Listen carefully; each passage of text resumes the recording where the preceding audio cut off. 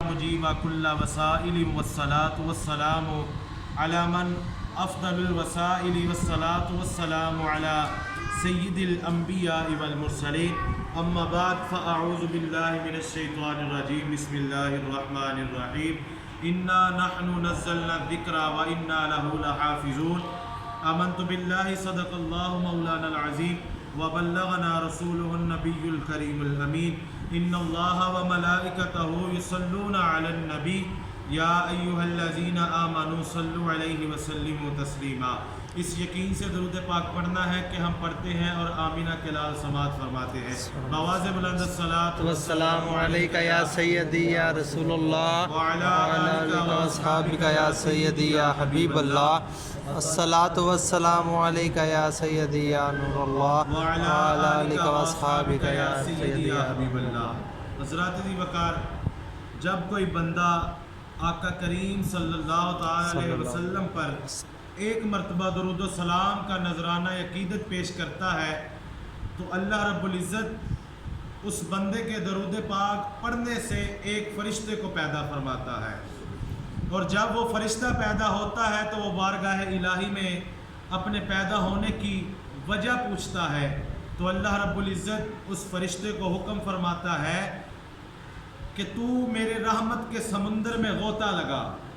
جب وہ فرشتہ اللہ تبارک و تعالیٰ کی رحمت کے سمندر میں غوطہ زن ہو کر باہر آتا ہے اور وہ اپنے پروں کو جھاڑتا ہے تو اس کے پروں سے پانی کے جتنے قطرے زمین پر گرتے ہیں اللہ تعالیٰ ان سب قطروں میں سے ایک ایک فرشتے کو پیدا فرماتا ہے، اور جب وہ سارے فرشتے پیدا ہو جاتے ہیں، رب کی بارگاہ میں حاضر ہوتے ہیں، اپنے پیدا ہونے کی وجہ معلوم کرتے ہیں، تو اللہ رب العزت ان فرشتوں کو حکم فرماتا ہے کہ اے میرے فرشتوں، تمہارا کام یہ ہے کہ جس بندے نے میرے محبوب پر، آمینہ کے لال پر، عبداللہ کے نور نظر پر ایک مرتبہ درود و سلام کا نذرانہ عقیدت پیش کیا ہے، اے فرشتوں تمہارا کام یہ ہے کہ قیامت کی صبح تک اس بندے کے لیے مغفرت کی دعا کرتے رہو۔ تو میرے استاد محترم فرمایا کرتے تھے، خشک شاخوں کو وہ تازہ گلاب دیتے ہیں، عہد پیری کو وہ پھر سے شباب دیتے ہیں، ارے غفلت نہ کر پڑھ لے درود خدا کی قسم، وہ تیرے سلام کا اب بھی جواب دیتے ہیں۔ الصلاۃ السلام علیک یا سیدی یا رسول اللہ وعلی آلک و اصحابک یا سیدی یا حبیب اللہ۔ اللہ تبارک و تعالیٰ کی حمد اور اس کے محبوب دنائے غیوب، سرور دو عالم، نور مجسم، شفیع معظم، تاجدار انبیاء، فخر موجودات، احمد مجتبی حضرت محمد مصطفیٰ صلی اللہ تعالی علیہ وسلم کی بارگاہ عالیہ میں ہدیہ درود و سلام پیش کرنے کے بعد میرے نہایت ہی واجب القدر، واجب الاحترام بزرگوں، دوستوں، السلام علیکم ورحمۃ اللہ وبرکاتہ۔ حضرات ذی وقار، آج ہم اس محفل پاک کا انعقاد کیا گیا، اور جس طرح کہ آپ سب کو بھی علم ہے کہ یہ نماز تراویح میں جو قرآن پاک پڑھا گیا، جتنا بھی اللہ کا پاک کلام پڑھا گیا، اس سلسلے میں محفل پاک کا انعقاد کیا گیا ہے۔ اللہ رب العزت کی بارگاہ میں دعا ہے کہ اللہ پاک اس محفل کو اپنی بارگاہ میں قبول فرمائے، اللہم اور جو آمین۔ اللہ کا پاک کلام پڑھا گیا اللہ تعالیٰ اس کو بھی اپنی بارگاہ میں قبول فرمائے، آمین۔ حضرات ذی وقار، جو آیت کریمہ میں نے آپ کے سامنے تلاوت کرنے کا شرف حاصل کیا، اللہ جل شانہ نے قرآن مجید فرقان حمید میں ارشاد فرمایا، انا نحن نزلنا الذکر وانا لہ لحافظون۔ اللہ رب العزت نے فرمایا کہ بے شک ہم نے ہی اس پاک کتاب کو نازل کیا اور ہم ہی اس کی حفاظت کریں گے۔ ایک مقام پر اللہ نے فرمایا، انا انزلناہ فی لیلۃ القدر، کہ بے شک ہم نے اس کو نازل کیا لیلۃ القدر کی راتوں میں۔ تو میرے بھائیوں، آج 28واں روزہ ہے اور 29ویں رات ہے، آج بھی لیلۃ القدر کی رات ہے، اور اس رات کی بہت زیادہ برکتیں ہیں، بہت زیادہ فضیلتیں ہیں، اس کی بہت زیادہ رفعتیں ہیں۔ حضرات ذی وقار، کتابوں میں آتا ہے کہ اس رات کی فضیلت اتنی زیادہ فضیلت ہے کہ جب بندہ اس رات میں 2 رکعت نماز نوافل ادا کرتا ہے تو اس کا ثواب ہزاروں سال عبادت کرنے کے برابر ملتا ہے۔ تو حضرات ذی وقار، جس رات میں قرآن نازل ہوا اس کو لیلۃ القدر کہتے ہیں، اور اس رات کی اتنی فضیلت ہے کہ 2 نوافل ادا کیے جائیں تو ہزاروں سال کی عبادت کا ثواب ملتا ہے۔ ارے یہ تو وہ رات ہے جس میں قرآن کو نازل کیا گیا۔ ارے جس رات میں صاحب قرآن آیا، جس رات میں صاحب قرآن آیا، جس پر قرآن نازل کیا، اس آمینہ کے لال محمد مصطفیٰ کا کیا عالم ہوگا، اور اس رات کا کیا عالم ہوگا جس رات میں اللہ نے اپنے محبوب محمد مصطفیٰ کو دنیا میں بھیجا۔ اور اللہ نے صرف اپنے محبوب کو دنیا میں نہیں بھیجا، بلکہ جس سال اللہ نے اپنے محبوب کو دنیا میں بھیجا، تو اللہ تعالیٰ نے اس سال، اس ماہ، اللہ تبارک و تعالیٰ نے ہر ایک کے گھر میں ہر ماں کو بیٹا عطا فرمایا۔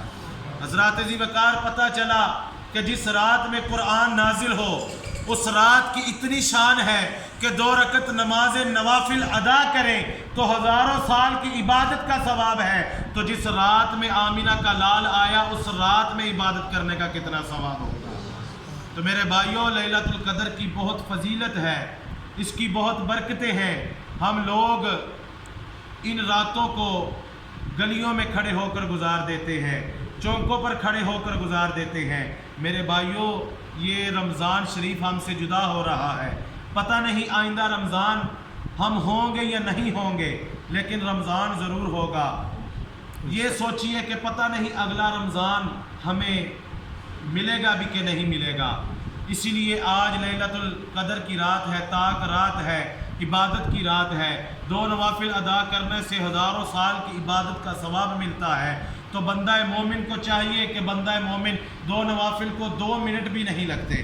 میرے بھائیوں اور میری بہنوں، میری آپ سے گزارش ہے کہ اس رات کو ضائع مت کریں، بلکہ اپنے رب کی بارگاہ میں سجدہ ریز ہو جائیں اور اپنے گناہوں کی معافی مانگیں، اور اللہ کی بارگاہ میں دعا ہے کہ اللہ پاک ہمیں آئندہ رمضان بھی ہمیں نصیب فرمائے اور اس کے روزے رکھنے کی توفیق عطا فرمائے، اور اس کے جو رمضان کے فیض و برکات ہیں اس سے مالا مال ہونے کی توفیق عطا فرمائے۔ حضرات ذی وقار، اللہ نے فرمایا الا بذکر اللہ تطمئن القلوب، کہ بے شک دلوں کا سکون جو ہے وہ اللہ ہی کے ذکر میں ہے۔ تو میرے بھائیوں، انسان دنیا میں سکون ڈھونڈتا پھر رہا ہے، دنیا میں سکون ڈھونڈتا پھر رہا ہے، حالانکہ اللہ نے فرمایا کہ اگر دلوں کا سکون چاہتے ہو تو میری بارگاہ میں حاضر ہو جاؤ، میری بارگاہ میں سجدہ ریز ہو جاؤ، قرآن کی تلاوت کرو۔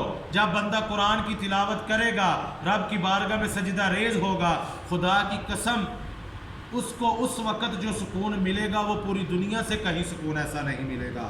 حضرات ذی وقار، قرآن پڑھنے کی کیا فضیلت ہے۔ آقا کریم صلی اللہ تعالی علیہ وسلم کے پیارے صحابی حضرت حذیر رضی اللہ تعالی عنہ، آپ اپنے گھر میں قرآن پاک کی تلاوت فرما رہے ہیں۔ تلاوت کرتے کرتے ان کے گھر میں ایک استبل بھی موجود تھا جہاں گھوڑے تھے ان کے۔ تلاوت کر رہے ہیں کہ اچانک باہر استبل میں گھوڑوں نے اچھلنا کودنا شروع کر دیا۔ حضرت حذیر رضی اللہ تعالیٰ عنہ فرماتے ہیں کہ میں نے قرآن پاک کو بند کیا اور اپنے گھر سے باہر آیا، اپنے استبل کی طرف گیا، مگر جب میں اپنے استبل میں پہنچا تو گھوڑوں نے اچھلنا کودنا بند کر دیا۔ آپ فرماتے ہیں میں پھر گھر واپس چلا گیا، جا کر قرآن پاک کو کھولا، تلاوت کرنا شروع کر دیا۔ کہتے ہیں جیسے ہی میں نے تلاوت کرنا شروع کیا تو گھوڑوں نے پھر اچھلنا کودنا شروع کر دیا۔ آپ فرماتے ہیں میں پھر باہر آیا، پھر گھوڑے اچھلنا کودنا بند کر دیا گھوڑوں نے۔ آپ فرماتے ہیں میرے ساتھ 3 مرتبہ ایسا معاملہ ہوا۔ آپ فرماتے ہیں جب میں تیسری مرتبہ باہر آیا تو میں نے اپنے چہرے کو آسمان کی طرف اٹھایا تو وہاں پر ایک عجیب کیفیت بنی ہوئی تھی، اور وہ کیفیت کیا تھی کہ سارا آسمان نور کی وجہ سے روشن ہو چکا تھا۔ آپ فرماتے ہیں میں اسی وقت بارگاہ رسالت میں حاضر ہوا۔ آقا کریم صلی اللہ تعالی علیہ وسلم کی بارگاہ میں جب حاضر ہوا، میں نے حضور سے پوچھا، حضور سے فرمایا فداک امی و ابی یا رسول اللہ صلی اللہ علیہ وسلم، یا رسول اللہ میرے ماں باپ آپ پر قربان جائیں، میں نے ایک عجیب معاملہ دیکھا، ذرا نظر کرم فرما دیجئے۔ حضرت حذیر عرض کرتے ہیں کہ یا رسول اللہ میں گھر پر قرآن کی تلاوت کر رہا تھا کہ اچانک گھوڑوں نے استبل میں اچھلنا کودنا شروع کر دیا۔ یہی معاملہ میرے ساتھ 3-4 مرتبہ ہوا، مگر جب میں نے آخری مرتبہ آسمان کی طرف سر اٹھا کر دیکھا تو وہاں پر ایک عجیب منظر بنا ہوا تھا، ہر طرف نور ہی نور تھا، اور نور کی ایک لاٹ میرے گھر کی چھت کی طرف آ رہی تھی۔ میں دیکھ کر بڑا حیران ہوا۔ آقا نے پوچھا، آقا نے فرمایا اے ابو حذیر ذرا یہ تو بتا تو کر کیا رہا تھا؟ تو وہ حضرت حذیر رضی اللہ تعالیٰ عنہ عرض کرتے ہیں یا رسول اللہ میں قرآن کی تلاوت کر رہا تھا، آقا نے فرمایا یہ جو تیرے گھر کی چھت پر تجھے نور نظر آ رہا تھا، سارا آسمان نور سے بھرا ہوا نظر آ رہا تھا، یہ کچھ اور نہیں تھا بلکہ اللہ کی رحمت تیرے گھر پر نازل ہو رہی تھی، اور یہ صرف قرآن کی برکت سے ہے۔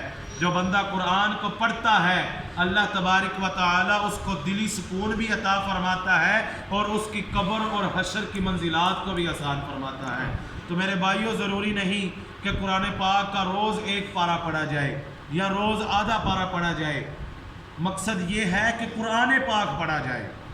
بے شک آقا نے فرمایا کہ اگر کوئی بندہ زیادہ نہیں پڑھ سکتا تو وہ ایک رکوع پڑھ لے، اگر آسانی کے ساتھ پڑھ سکتا ہے تو پارہ پڑھ لے، ورنہ آدھا پڑھ لے، ربع پڑھ لے، ایک رکوع پڑھ لے۔ اگر ایک رکوع بھی نہیں پڑھ سکتا تو کم سے کم ایک آیت ایک دن میں ضرور پڑھے، کیونکہ اگر وہ روٹین کے ساتھ پڑھتا رہے گا تو اس کی روٹین بھی بنی رہے گی اور قرآن کی فضیلت سے اس کا گھر میں برکتوں کا، رحمتوں کا بھی نزول ہوتا رہے گا۔ اللہ رب العزت کی بارگاہ میں دعا ہے کہ اللہ پاک ہم سب کو قرآن پاک پڑھنے کی توفیق عطا فرمائے اور ہم سب کو اس پر عمل کرنے کی توفیق عطا فرمائے۔ وآخر دعوانا الحمدللہ رب العالمین۔